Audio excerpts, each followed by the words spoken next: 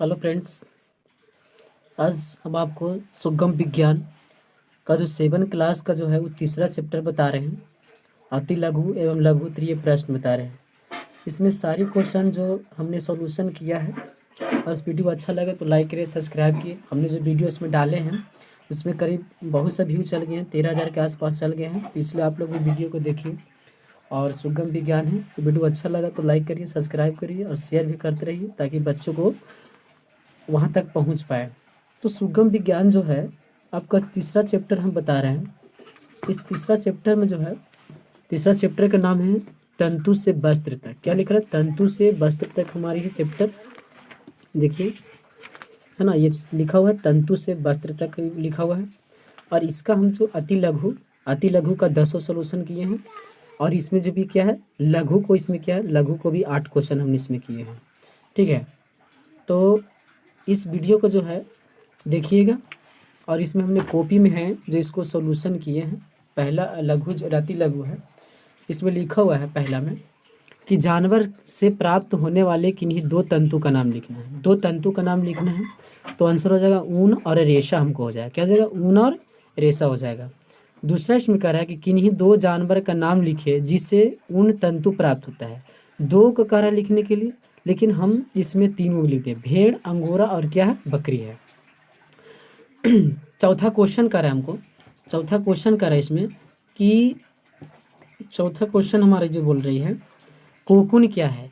Cocoon क्या है लिखना है कि रेशम उत्पादन के लिए रेशम शलभों से कीड़ा प्राप्त किए जाते हैं, उससे कोकून कहते हैं। मैंने रेशम जो कीड़े और शलभ होते हैं उससे जो कीड़े प्राप्त होता है ना, उससे क्या कहते हैं? हम कोकून कहते हैं। ठीक है, चौथा में लिखा है डिम्ब क्या है। डिम्ब क्या है? जानवर तंतु के स्रोत के डिम्ब से एक उदाहरण देना है। जानवर तंतु के स्रोत से डिम्ब एक का उदाहरण है। क्या? जैसे मादा सिल्क जो है अंडे से शलभ निकलती है, और अंडे से जो इससे निकलने वाले जीव, जो अंडा में जो जीव निकलता है ना, वही हमारे क्या कहलाता है? डिम्ब कहलाती है। पांचवा क्वेश्चन इसमें लिखा है, पांचवा कि ऊन की कटाई क्या है। भारत में एक भेड़ के साथ सामान्यतः कितनी बार ऊन की कटाई की जाती है? तो इसमें जो लिखा हुआ है भारत के शरीर भेड़ के शरीर के वाले साथ साथ उसकी चमड़े की भी पतली परत को काट लेता है। जो जो चमड़ा जो होते हैं ना, उसकी पतली चमड़ा, बाल के साथ साथ उसको पतली चमड़ा को अलग हटा लेने की प्रक्रिया को क्या कहते हैं? ऊन की कटाई कहते हैं। ठीक है, और भारत में एक भेड़ को सामान्यतः साल में 2 बार इसको कटाई की जाती है। जो भारत में जो भेड़ होता है ना, उसको 2 बार कटाई की जाती है।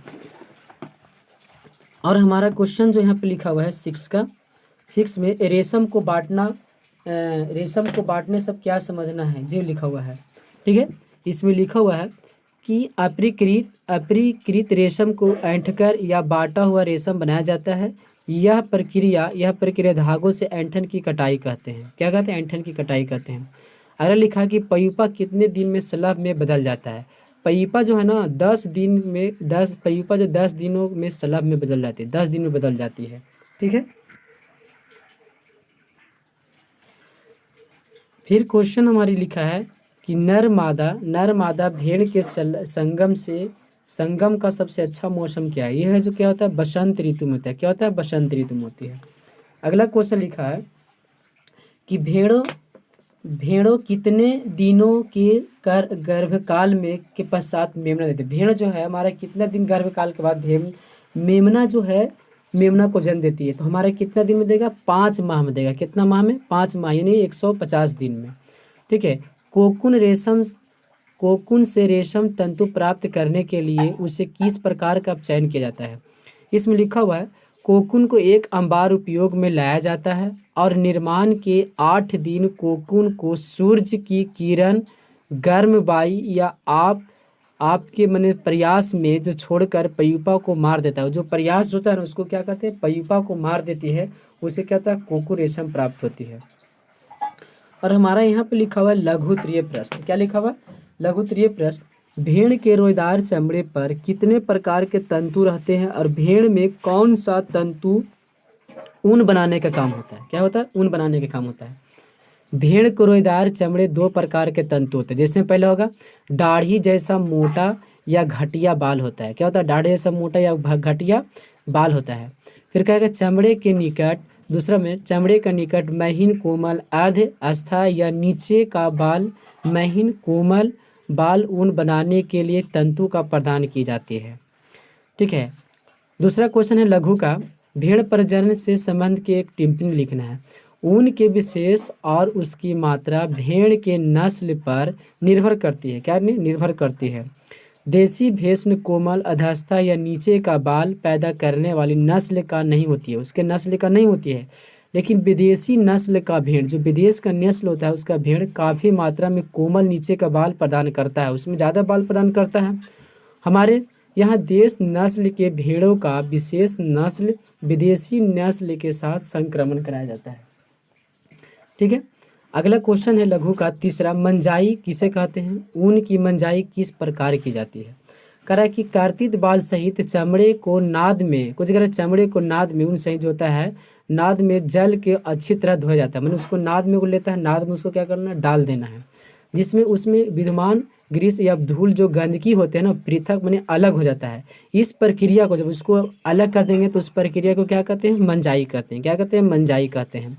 आजकल मंजाई अब क्या होता है, मशीन के द्वारा की जाती है। अब जो हमारा यहाँ जो चौथा क्वेश्चन है, रेशम कीड़ों के निर्मोचन से अब क्या करें? निर्मोचन करना है। भोजन काल में रेशम कीड़ा 6 दिन मैंने भोजन काल में होता है ना, तो 6 दिन के अंतराल पर वह 4 बार सोने लगते हैं, सोते हैं। सोने के समय जब सोता है ना तो उसका चमड़ा क्या होता है, फट जाती है। क्या होती है? फट जाती है। तथा जागने पर उसका केचुल उतरना फेंकता है। जब वो जागता है तो क्या करता है, केचुल को छोड़ता है, जैसे सांप छोड़ते हैं केचुल वैसे भी केचुल छोड़ते हैं। तथा नर चमड़े बाहर आ जाता है, नर के चमड़े कहता है बाहर आते हैं। इस घटना के निर्मोचन या केचुल का उतरना कहते हैं। 5वां क्वेश्चन है, कोकून से रेशम तंतु किस प्रकार प्राप्त किए जाते हैं? तो कोकून एक अंबार उपयोग में लाया जाता है। कैसे एक अंबार उपयोग में लाया जाता है? निर्माण के 8 दिन कोकून को मैंने जो निर्माण के 8 दिन होते हैं कोकून को सूर्य की गर्म वायु मैंने उसको धूप में गर्म वायु से हवा होता है या भाप के प्रभाव को छोड़कर पयुपा को क्या करता है, मार देता है, और कोकून से रेशम तंतु एक पृथक हो जाता है, वह अलग हो जाता है। 6 क्वेश्चन है, भारत में भेड़ का संक्रमण क्यों है आवश्यक? ऊन की विशेषता और उसकी मात्रा भेड़ के नस्ल, क्या लिखा है, भेड़ के नस्ल पर निर्भर करती है। विदेशी भेड़ कोमल अधस्था या नीचे का बाल पैदा करने वाली नस्ल का नहीं होती है। विदेशी नस्ल का भेड़ काफ़ी मात्रा में कोमल होते हैं और नीचे का बाल उसका प्रदान भी करता है। हमारे यहाँ देसी नस्ल के भेड़ों का विदेशी नस्ल के साथ क्या होता है, संक्रमण कराया जाता है, संकरण कराया जाता है। और हमारी 7वां क्वेश्चन है जो क्लास 7 जो चैप्टर 3 है सुगम विज्ञान के 7वां लघु में है। भारत में पाए जाने वाली भेड़ की 4 नस्लों का नाम लिखना, उसकी ऊन प्रदान जो उल्लेख करना है। इसमें लोहा हो गया, उच्च कोटि का ऊन होती है ना। फिर इसको रामपुर शायर में होता है जो भरा ताज़ा होता है, और मरमारी जो कहता है मोटा ऊब होता है। ये लास्ट क्वेश्चन लघु का है। ये लास्ट क्वेश्चन मेरा लघु का क्या लिखा हुआ है इसको देखना है। इसको में देखा है कि रेशम कीड़ा के पालन पोषण का संक्षिप्त में वर्णन करना है। इसको क्या करना है, वर्णन करना है। कह रहा है कि रेशम कीड़ा 6 दिन के अंतराल पर 4 बार सोता है। कितना बार? 4 बार सोता है। सोने के समय उसका चमड़ा क्या होती है, फट जाती है, तथा जागने पर केचुआ उतार फेंकता है। अंतिम निर्मोचन के बाद 10 दिन के अंतिम भरण काल आरंभ होता है। इस काल में कमरा अच्छी तरह से साफ होना चाहिए। इस काल में क्या होता है, उसको कमरा क्या करना, अच्छी तरह से उसको साफ करना है, बढ़िया से धो देना है। जो भी ये हमारा केमा था, ये हमारा देखो लघु अति लघु का 10 होता है जो चैप्टर 3 है जो 7वां क्लास का है सुगम विज्ञान, यह 10 को, और यहाँ से हमने क्या बोले 8 को मेरा लघु दिया हुआ है। और ये जो हमारा है जो अगला चैप्टर जो आएगा, वीडियो अच्छा लगे तो लाइक करिए, सब्सक्राइब करना है। और हमारा अगला को इसमें हम सॉल्यूशन करेंगे, इसका भी हम अति लघु और लघु को पूरा हम इसमें वीडियो बना करके आपके चैनल पर हम अपना डालेंगे। और हमारी क्या है 7 क्लास का है जो सुगम विज्ञान है।